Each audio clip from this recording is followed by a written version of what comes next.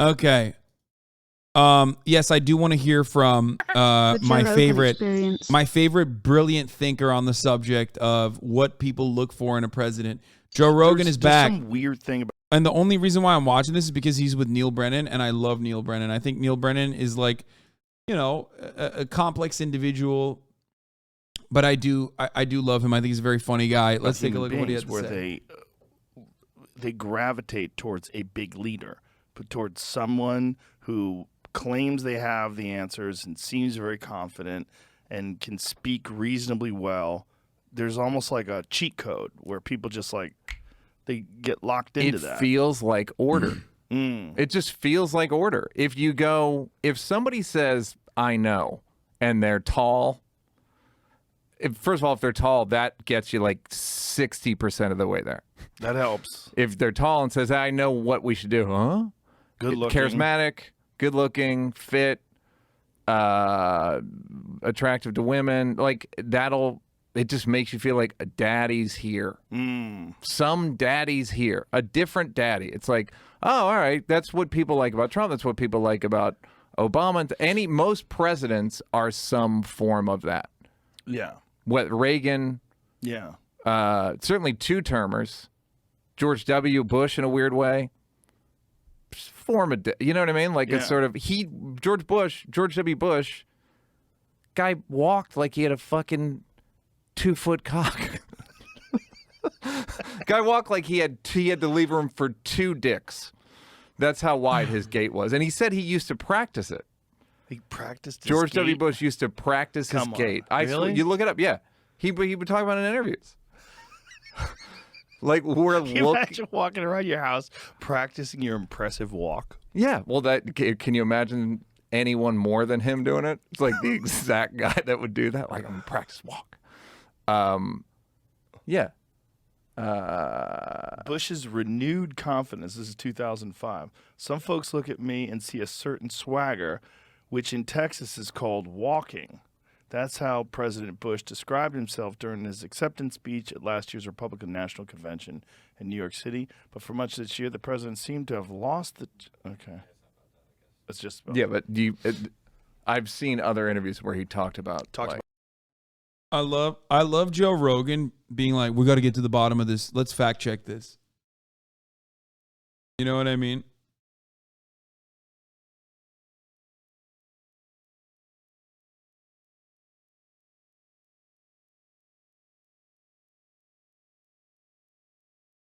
This is the one time Joe Rogan is like, let's Google this.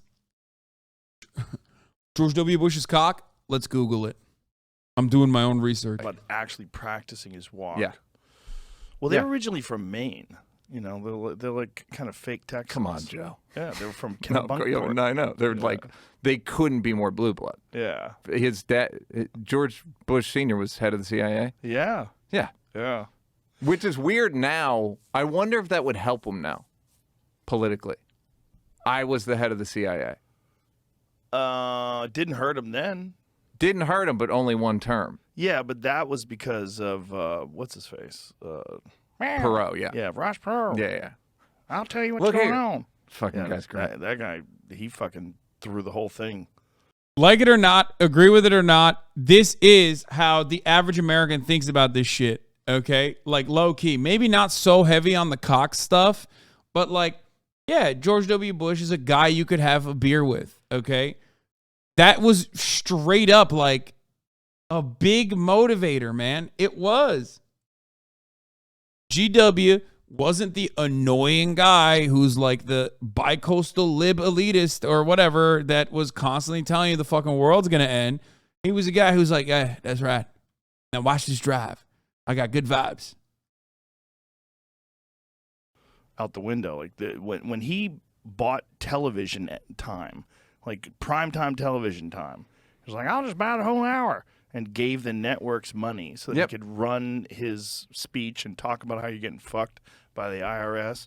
People at home were like, what the fuck? It literally was like one of the very first internet speeches. Yeah, absolutely. Yeah. He made himself go viral, and he appealed to people that were not... There's like a whole part of the country that's not spoken to by mass media. You can call it liberal media. I think there's like a level that people just don't want to talk to them. It's like people that aren't especially rich or sophisticated or any of the stuff that people think is great and that advertisers want to appeal to. And then Ross Perot was like, look here. Yeah. And it's like a beacon for people. It's like a siren song when people are like, what? What's that? This guy. And that, by the way, a billionaire. And it's not. George W. Bush doesn't drink? What do you mean? He literally was. George W. Bush doesn't drink? Are you fucking joking, dude? What? Are you telling me Mr. DUI himself doesn't drink, dude? Dog. He has a DUI charge, brother. What the fuck are you talking about?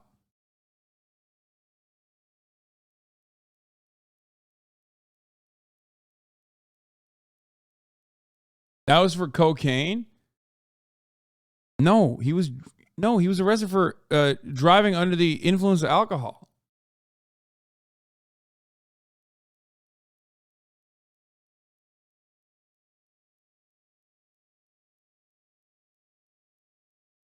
Wasn't he literally known as forever how much he could drink? Yeah, bro. I mean, dude, that's just how it works though, dude. Come on. Not about, people think it's about, he didn't seem like a billionaire. That was his, like, that's Trump's appeal too. Like, he doesn't seem like a rich guy. Seems like a regular guy. That's funny. Like, Dr. Oz lost. How? Cause he seemed like a liberal. Joe Rogan openly showcasing that he is so lost in the motherfucking Republican sauce. He's like, how did Dr. Oz lose? Bro, come on, man. Get back to the fucking real world, dude. Your fucking brain is so melted from living in Texas. What the fuck? I feel like you go inside of Texan borders and all of a sudden some crazy shit happens. Your brain melts, dude. Fetterman seemed like a conservative. Listen, I gotta fucking... Because I think so I'll much be back in a of it is second. just I gotta warm up my chicken. You can speak to this yourself. People are against you because you're fit. There are people that are like, fucking meathead. I'm like, he's not a meathead. Fucking yeah, he is. It's because people wouldn't believe that you and I are friends. Do you know what I mean? Like, it's like when a turtle hangs out with a fucking python. And the turtle's just riding the top of a python. People go like, how are they? It's like we're unexpected animal friends. So I just think it's so much of it is looks. So much. It's a lot of it is, right? Way more than people would admit. Anybody that saw the Fetterman debate would go, oh, this guy needs help. Couldn't watch. I literally couldn't watch it. I knew like that's gonna.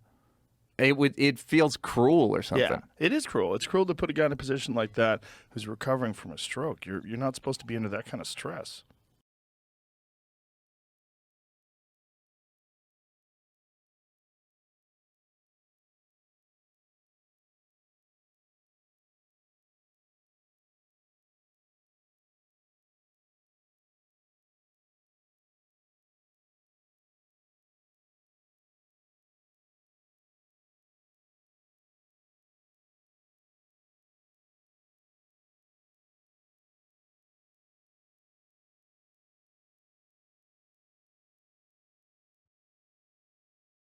We learned a lot of good stuff, I think, from this Neal Brennan conversation. Presidents need to have a fat cock, and George W. Bush certainly had it. Or even if he didn't have it, he had the swagger of a man who had it. Certainly some good shit. Thank you. Thank you, Joe Rogan. Very cool.